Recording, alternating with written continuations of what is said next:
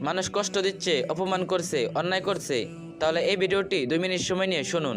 একটা কথা জানেন, আপনি যদি কারো কোনো ক্ষতি না করেন, তবুও কিছু মানুষ আপনাকে নিয়ে হাসি তামাশা করবে, খোঁচা দিয়ে কথা বলবে, আপনার অতীত টেনে আনবে। কিন্তু শুনুন, নিশ্চয়ই আল্লাহ বান্দার অন্তর জানেন, যেটা সে মুখে বলে না। সূরা আল মুলক।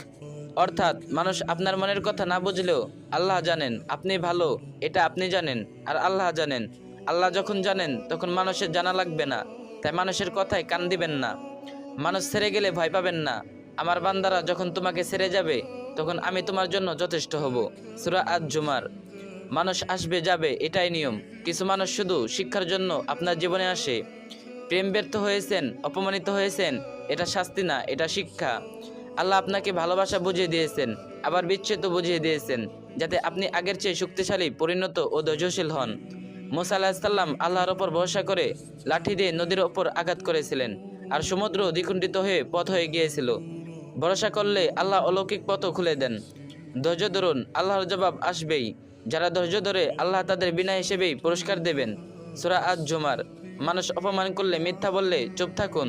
অপমানের জবাব অপমান নয়, সুন্দরভাবে ব্যবহারই সবচেয়ে বড় জবাব। আপনি যদি ক্ষমা করেন, ভদ্রতা দেখান, একদিন সেই লোক নিজেই আফসোস করবে। আল্লাহ ছাড় দেন, ছেড়ে দেন না, অভিশাপ দিবেন না, এটা নবীর শিক্ষা নয়। বরং আল্লাহকে বলুন, হে আল্লাহ, যারা আমাকে অপমান করেছে তাদের চোখে আমার মর্যাদা বৃদ্ধি করো এবং তাদের উচিত শিক্ষা দাও, কিন্তু অভিশাপ নয়, ন্যায় বিচার দিও। আল্লাহ সব দেখেন, সব শোনেন, তাই তার ওপর ভরসা রাখুন।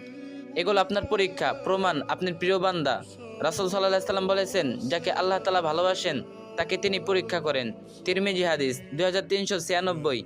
আমি একজন 15 বছরের ছেলে, এটা নিজের জীবনে দেখেছি। 2021-24 সাল পর্যন্ত আল্লাহ আমাকে বদলে দিয়েছেন। অপমান, দুঃখ, কষ্ট সব ছিল, কিন্তু ধৈর্য ধরে ইবাদত করেছি এবং আজ আমি শান্তি পেয়েছি, পরিণত হয়েছি, আল্লাহর কাছে আরো ঘনিষ্ঠ হয়েছি। আমি যদি ছোট বয়সে ধৈর্য ধরে জিততে পারি, আপনিও পারবেন। কষ্টের পরেই আছে শান্তি, নিশ্চয়ই কষ্টের সাথে রয়েছে শান্তি। সূরা আশ-শারা। আমি তোমার বুকে কি আছে তা ভালোভাবে জানি। সূরা